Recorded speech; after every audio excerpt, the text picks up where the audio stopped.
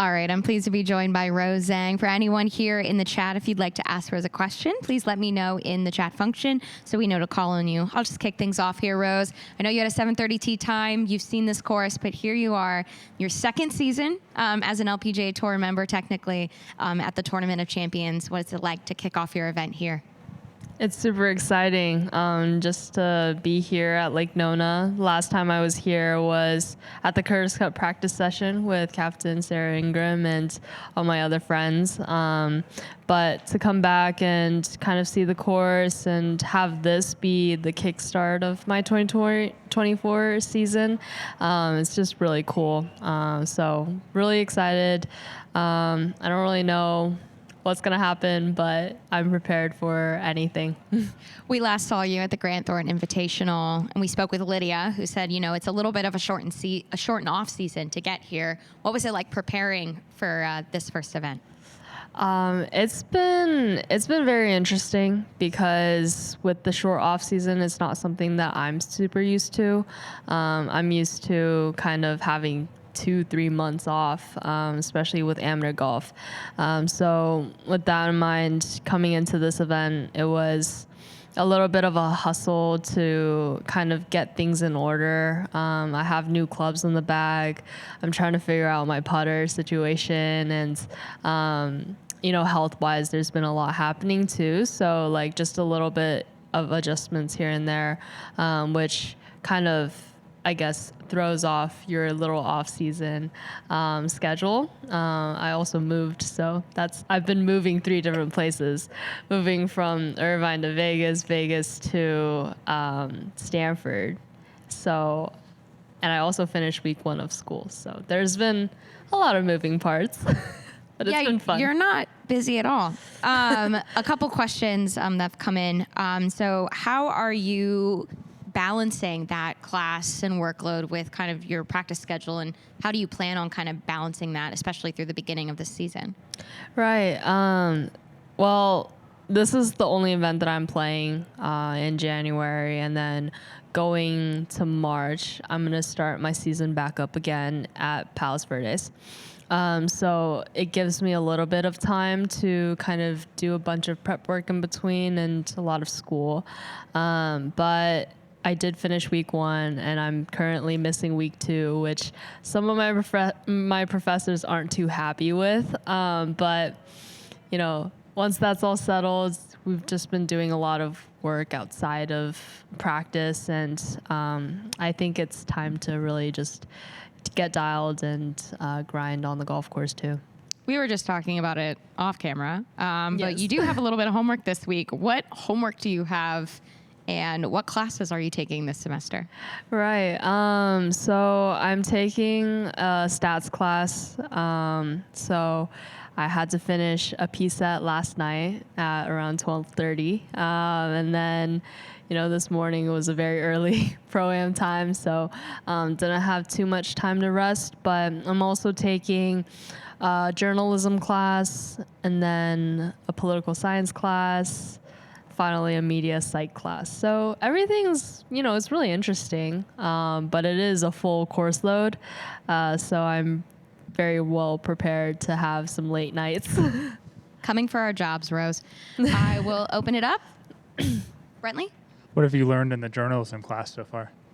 Journalism class so far. So we're actually supposed to create some beat memos where we're trying to build couple like stories that we want to cover in these 10 weeks that I'm taking the class. And then I think I'm going to do something around Stanford athletics. So right now it's all brainstorming, but we're getting started in terms of how to interview people and how to write good articles that people want to read objectively. Yeah. You said moved from Vegas back to Stanford.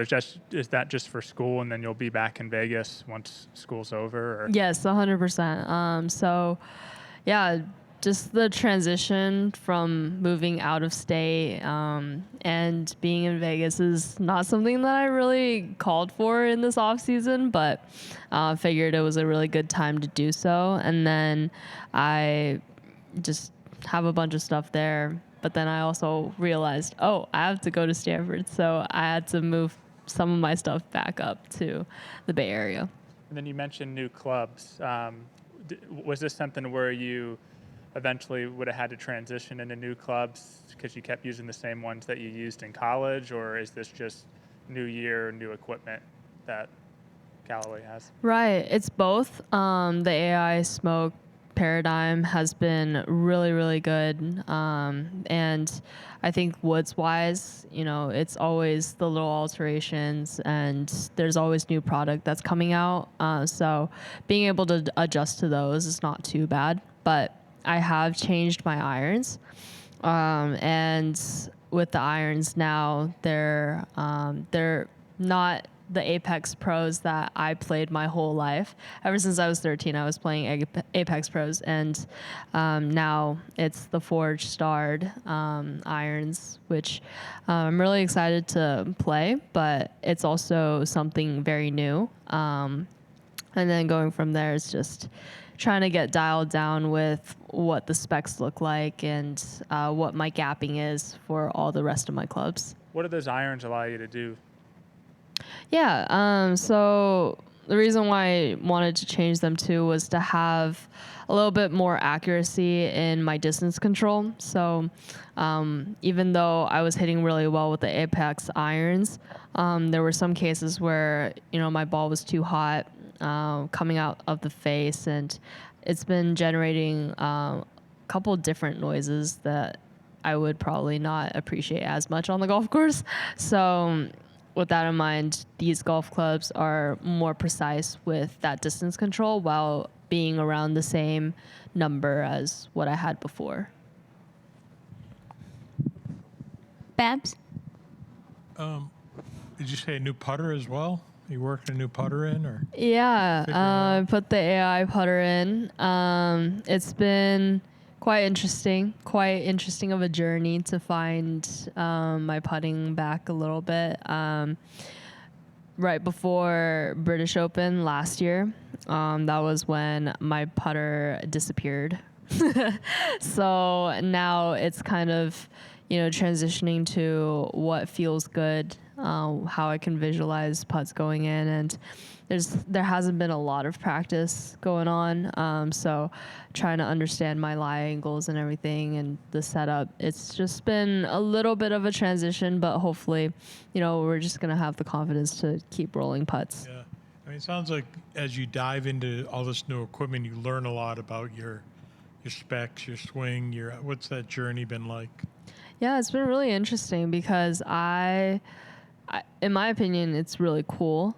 I love just learning more about golf and the specs on how players play and what specs are catered more towards my game. But I will say that, it's not something that you think about a lot in amateur golf, simply because you have so much time to adjust your game without actually adjusting your equipment, that you can just work with whatever you have. I was talking to Ollie, my caddy, about it as well, that this is something really new to me. I'm not trying to, tweak anything in my game, but rather in my clubs, because there is some significant, need to change. But that's about it. I think it's a pretty cool transition. Nice. Yeah, I was going to say, in the short period you're out here last year, great instant success. What's the most significant thing you learned? I think the biggest thing about last year, my little rookie season, was just to not pile so much on my plate. It's been a lot that's happened, and I feel like I continuously will have a lot that's going to be happening, but it's almost like every single day, it's almost like I'm in a rush to complete a lot of things, balancing everything and being able to handle all the attention as well. I think it made me realize that there's times where I need to focus on certain things and take a step back, try to make those things improve better, including my golf game, the school grind, etc. Having that clear mindset of what I want to do on a daily basis instead of just rushing into things is something I've been kind of working on. Rose, it sounds like you still have a lot on your plate.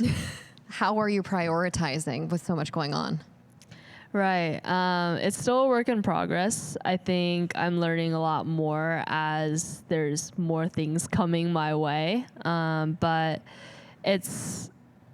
I would say that the prioritizing, it'll just come little by little as I continue to, navigate the waters of what pro life and school life kind of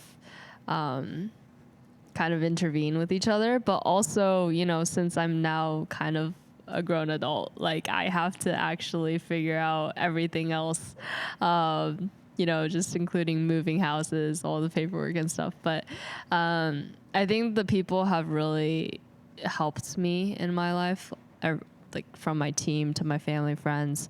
They've been really supportive, and they've really kind of eased my, I guess, anxieties about having to complete everything at the same time. So the priorities, I think, will come. But as of now, it's golf, school, pretty simple. Not too much happening. And I think you mentioned earlier on during the short off season, also having to deal with some health things unexpectedly. Can you share what you were dealing with? Yeah. So I think that with the travel and with all the unintended stress on my body, my nutrition and the overall feelings of eating has been quite difficult. My body has not been processing things as well, so I'm working with a nutritionist to help me kind of see how I react to foods, because I would eat vegetables and be bloated, which is not necessarily too normal, but these are not, in my opinion, crazy, health concerns, but it's more so how do I be able to optimize my performance when I'm in season and I'm traveling everywhere with the time differences and the time zones? What would make me perform well? Also, it's just little tweaks in the neck here and there. So, it's all a work in progress. Is there anything you've had to cut out or eliminate that maybe you're missing? I am Asian. I am Chinese. I can't eat soy, so that's not great. But, a little bit of gluten, just cutting out gluten and dairy as well, just to, clear out my systems and then make sure, there's other things that are, I'll obviously reintroduce these things, but it's just as of the moment, we're trying to figure out what's happening. How are you feeling now? Feeling okay. I mean, at least I can eat rice. Over here? Rose, is it difficult for you to say no in terms of prioritizing? 100%. That's also one of the biggest lessons I've learned. I remember talking about it last year, at the end of the year, about saying no. And, I always have been a people pleaser, but not just for others, but for myself too. I think the adjustments of saying no are just such a crucial skill to learn, especially when you're going to have a lot more on the plate. It's necessary for you to be able to maximize what you can do, what you can't do. So slowly still learning. What may be, and every day is different, every week is different, but what may be the biggest thing that you have tried to push off your plate and say no? As of now, it hasn't been too crazy. I would say my no's are more so just pushing off, in terms of schedule, because some people or some kind of tasks that I need to do, they're not immediate. They're not required to be immediate, but then obviously there's an ideal date for everyone. So when there's really busy days, I try to kind of like push it maybe a day or two off just so I can focus on other things.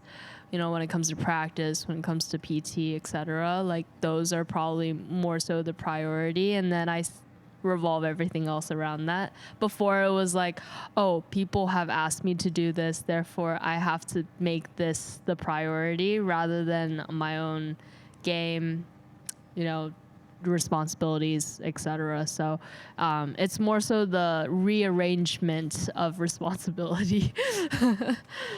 And also, you mentioned that this time last year was Curtis Cup practice and all that, and you've kept a very active amateur career. But what's been perhaps the most drastic difference in scheduling travel and being on tour compared to just being part of the amateur scene? You're playing a lot more golf. That's first of all. You're playing full rounds of golf, and they're competitive. But at the same time, you know, once you're done with Sunday, you're traveling straight to the next event.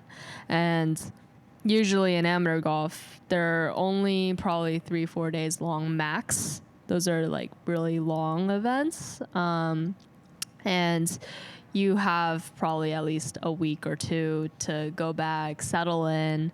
You know, usually I go back to practice a little bit or take a day or two off, but that's not really the case when you're out here on tour, and especially in different time zones. Your body has to adjust to so many different things and different stresses, environments. So that really just changes the entire dynamic of how you're supposed to play the game and where your mind space is. So amateur golf is still very much competitive. I would argue that, you know, a lot of the amateurs, they all have the skill sets to be playing here on tour, but it's just a matter of who can manage it the best. All right, and we'll go to Kent on the Zoom. If you'd like to unmute yourself, please. Hey Rose, sorry to hear about the health stuff. Do you have any idea what the timeline might be in order to figure out the issue? Yeah, well, it should be probably in the next month or two. It's mostly just kind of reintroducing different food categories and then seeing how my body processes it. And then from there, I'm doing some labs to really get down to the nit and grit of what's happening. But I think it's just for me to know how my body is in different atmospheres, temperatures, environments, especially food-centered areas. So it's really just for my own wellness and performance. But yeah, I think next month or two should be good. What are your goals for 2024 out on tour? I'm definitely I'm not a result-driven person. I'm not someone who wants this certain ranking by the end of the year, or I want to win this event by the end of the year. But it's more so, I think I'm more process-driven. So when it comes to, you know, just mini goals in what I want to do in school, what I want to do on the golf course, figure out my putting, figure out my chipping, hitting, all this stuff. The goal is to just be consistent in these areas and then figure out how to perform from there. So I generally don't have a number in mind on what I need to do, but it's more so I play by ear. How did you balance choosing to take such an extensive course load at Stanford versus giving up a couple events to play in it and maybe missing out on some opportunities to move up in the rankings for the Olympics, for Solheim, and for season awards? Of course. Well, in my opinion, I think being at school is already a huge opportunity. I don't think a lot of people have that opportunity to be able to go back and pursue their education while they're, you know, playing a sport or doing their own thing. So being able to be there, it in my opinion and perspective, I think I do better and will do better through this period of time of just learning from people who are, just such intelligent in their own minds and fields. But yeah, I mean, obviously there's a lot of big time events coming up with the Olympics, with Solheim. But in my own mind, if I play well in the events that I have, then naturally, I'll have the opportunity to play those events. How does your time at Stanford help you feel more grounded coming into the year when you come back? Right. Well, it's definitely a time that's more simple. Everyone's busy, no matter what you're doing. Everyone has their own schedules, and you're kind of just a fish in the sea where you can do whatever you want, and you prioritize your own kind of needs and responsibilities. So being able to do so, being able to find discipline in my own schedule and myself, I think it'll help me later on in the season to prep me for whatever is to come. But at the same time, everyone around me is doing such crazy things. I have some friends who are doing startups already. Some people are entering the internship business, and they've already, gotten into very top companies. So everyone in their own right is grinding, and it's a really good environment for me to also do the same. Thank you, Rose. And then we'll get to Edgar on the Zoom and wrap with Babs. But Edgar, if you could please unmute yourself. Yeah, hey, thank you. So what do you think of the depth of the American women's game right now? It's kind of a little bit of a change in the guard maybe in recent years, and you're one of the kind of young players pushing toward the top here. Yeah, there's definitely so many more American women who are playing the sport, and I think it's incredible. Just being able to have everyone kind of indulge in the sport, be competitive in it, and at the same time, there's a lot more, national events that are playing against other nationalities, and for us to be able to represent our own countries, represent something that's bigger than us, it's really kind of what we want to do as athletes. But yeah, the honor of, just being an American player and being able to play on U.S. soil, it's really cool. You can travel all 50 states and not one state is the same. Growing up in Southern Cal, were you aware of Allison Corpuz when she was at Southern Cal? Yes. Yes, I was. I actually took an unofficial visit to Southern California, USC, and I actually met her there while she was, I don't know what she was doing. I think she was kind of signing up for classes or something of that sort, but, saw her in passing by, and then we played a couple amateur events together. We were partners at Curtis Cup, so what she's been doing so far and what she's done with her career has been really cool to see. Yeah. Just last one. So, what did you think of her performance at the U.S. Women's Open? I mean, she just didn't let anyone really get in there to get her at the end. But and the fact that she's 25, I mean, it took a while for her. I mean, 25 is still young, but maybe not for women's golf, to get to that point, and just her perseverance. 100%. I think her performance was so inspiring. It didn't really surprise me that she wasn't phased coming down the stretch, because her personality is just so calm, cool, collected. Even when she makes a putt or drains something at the Curtis Cup and to win the match, she was so unfazed. And, it's in her own DNA that she's like that. So with that in mind, I mean, her being at Pebble and performing the way she did, it's really inspiring for a lot of young players, young athletes, and even those that are on tour, including me. Excellent. Thank you. Thank Good luck you. this week. Thanks, Edgar. And one more from Babs. Just a couple of quick follows. How this semester's course load, how close does that get you to a good degree, and what's your degree going to be in? Yeah. So my degree's going to be communications. Planning on finishing out my undergrad, but I think so. I did finish 2 years of school already, so I'm halfway there to my graduation.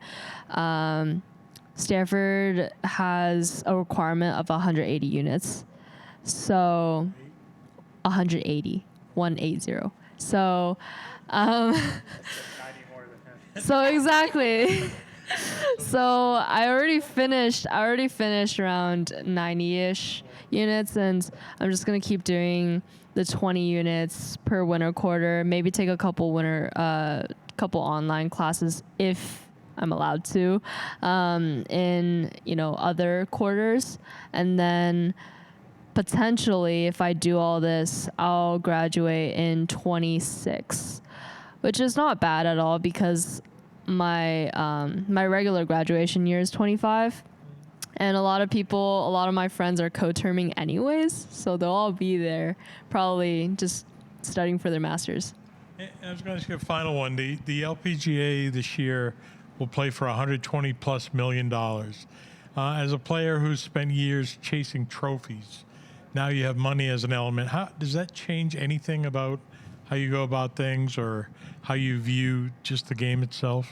Not necessarily. I think for all players, it's a big bonus for us because, for the LPGA to have a lot more monetary value, and for everyone to kind of finally have a career where they can earn a good amount, it's great. But I think everyone genuinely loves the sport to keep pursuing this game. Even when the LPGA didn't have a lot of money in events, people were still playing because they just love the sport. And I think that the overall transition of the LPGA growing and growing, the monetary value kind of just risen up with it. So for us, it's just, we're still playing the same tournaments. We're still the same people. It's just nice to be a little more comfortable without having to worry a lot about the money. That'll do it for us. Thanks, Russ. Yeah, thank you.